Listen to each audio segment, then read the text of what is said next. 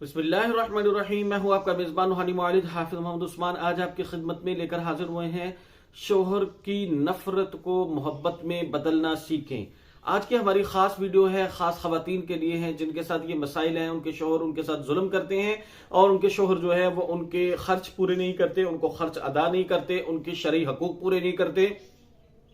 उनके घरों में उनको कैदी बनाकर रखा हुआ है, उनके साथ जुल्म और ज्यादती होती है, बदतमीजी करते हैं, बदकलामी करते हैं, मारपीट करते हैं, बार बार मैके भेज देते हैं या बार बार तलाक की धमकी देते हैं या दूसरी शादी की धमकी देते हैं, या आपके शोहर के नाजायज ताल्लुकात हैं, आपके शोहर के घर वाले और शोहर जो है वो मिलकर आपके ऊपर जुल्म करते हैं और आपकी हर चीज के ऊपर उन्होंने नजर रखी होती है, बिला वजह ताने तशनीय दिए जाते हैं और आपके ऊपर इस तरह से कैदी बनाकर रखा जाता है और आपके ऊपर इस तरह एक शिकंजा डाला होता है जो कि बज़ाहिर नजर नहीं आता है, लेकिन आपको सिसक सिसक कर जिंदगी गुजारने पर मजबूर किया जाता है। आपको बोलने की इजाजत नहीं है, आपको बात करने की इजाजत नहीं है। आप अगर बीमार हैं तो आपको दवाई नहीं देनी, अगर आपके सर्दी गर्मी या मौसम के मुताबिक अगर आपके पास कपड़े मौजूद नहीं है तो आपको कपड़े लेकर नहीं देने, दिन दिहाड़ के ऊपर आपके अखराजात नहीं होने, आपके बच्चों के कपड़े नहीं है, आपके कपड़े नहीं है, आपके घर के मामलात नहीं है, लेकिन आपके शोहर जो हैं वो अपने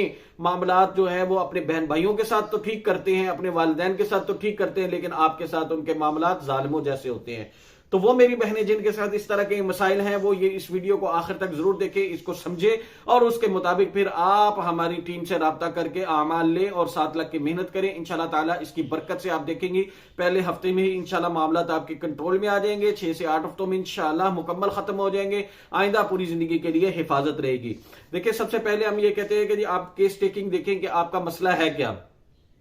आपके शोहर आपके साथ बदतमीजी बदकलामी करते हैं तो सबसे पहले उनकी जुबानबंदी होगी।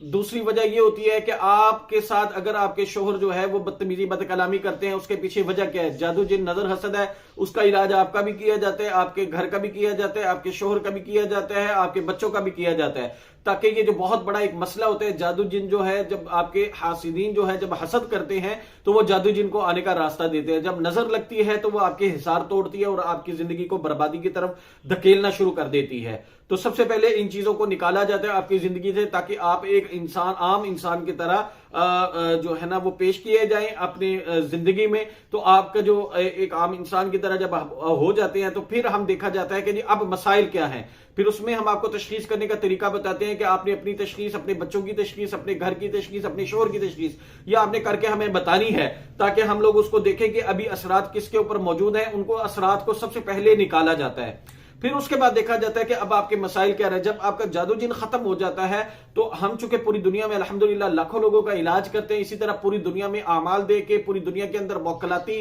ताकतें देकर, पीछे रूहानी ताकत देकर हम लोग इलाज करते हैं। तो फिर हम लोग आपसे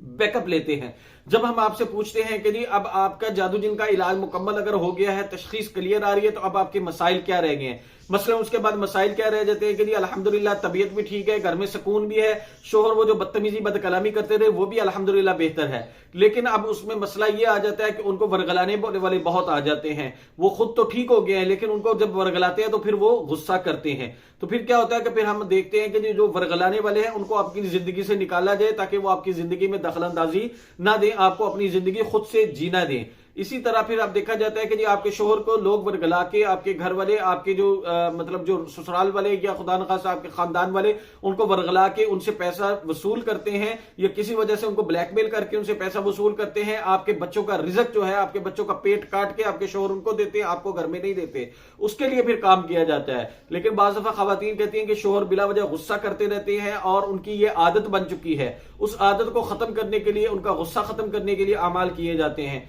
उनकी बदतमीजी बदकलामी को खत्म करने के लिए उनके अमाल किए जाते हैं। फिर आपको देखा जाता है कि जी आपके घर में अब खैर बरकत अगर नहीं है तो उसके लिए फिर आपको अमाल करवाए जाते हैं, इसके लिए तावीज़ात भी इस्तेमाल करवाए जाते हैं, इसके मुख्तलिफ किस्म के आपको अमल दे के, तरीका तरतीब सिखा के, जिससे आपका, आपकी फैमिली का, आपके घर का मुकम्मल मुस्तकिल इलाज दिया जाता है और आइंदा पूरी जिंदगी के लिए हिफाजत रहे, इसके लिए फिर हिफाजत के अमाल दिए जाते हैं। उसके बाद जब हम आपका इलाज कर देते हैं, इलाज करने के बाद फिर जिन अमाल से आपकी तरबियत की होती है, जिन अमाल से आपको इलाज करवाया जाता है, वो सारे के सारे अमाल आपको ट्रांसफर कर दिए जाते हैं, जिनके पीछे मौकलात की ड्यूटी होती है। पूरी जिंदगी के लिए मौकलाती अमाल आपके हो जाते हैं, आप उनके मालिक हो जाते हैं, आप सीख भी चुके होते हैं, तरबियत भी हो चुकी होती है, अमल भी ट्रांसफर हो चुके होते हैं। अब पूरी जिंदगी के लिए वो अमाल आपके, आप मालिक आपको रूहानी तौर पर इतना हम स्ट्रॉन्ग कर देते हैं तो ताकि पूरी जिंदगी के लिए अब दुश्मन चाहे आपके ऊपर हमला करना तो चाहता रहे, वो आपको देख के हसद की आग में जलता तो रहे, वो आपको देखकर सिसकता तो रहे, वो अपने हाथ पांव मारता तो रहे, लेकिन आप तक ना पहुंच सके। इंशाल्लाह हम आपको इस काबिल कर देंगे ताकि आपके घर में, आपकी जिंदगी में सुकून आ जाए और आइंदा के लिए हिफाजत रहे। तो इसके लिए अगर आपको इन अमाल की तरफ जाना है तो सबसे पहले इस्तिखारा करें, इस्तिखारे के 2 नफिल पढ़ के अल्लाह से दुआ करें। उसके बाद अगर आपका दिल मुतमईन हो तो फिर हमारी टीम से राब्ता करके इन अमाल के सदकात अदा करके अमाल लें। इनकी पूरी दुनिया में अपने घर बैठे आप इलाज करें, अपने घर में सुकून से इलाज करें, अपने घर में रह के अमाल करें, हमारी टीम से राब्ते में रहे। इंशाल्लाह ताला इसकी बरकत से आप देखेंगे कि चंद ही दिनों में आपको बेहतरीन रिजल्ट्स मिल जाएंगे और आपकी जिंदगी में सुकून आना शुरू हो जाएगा। जज़ाकुमुल्लाहु खैर। अस्सलाम वालेकुम रहमतुल्लाहि व बरकातुहू।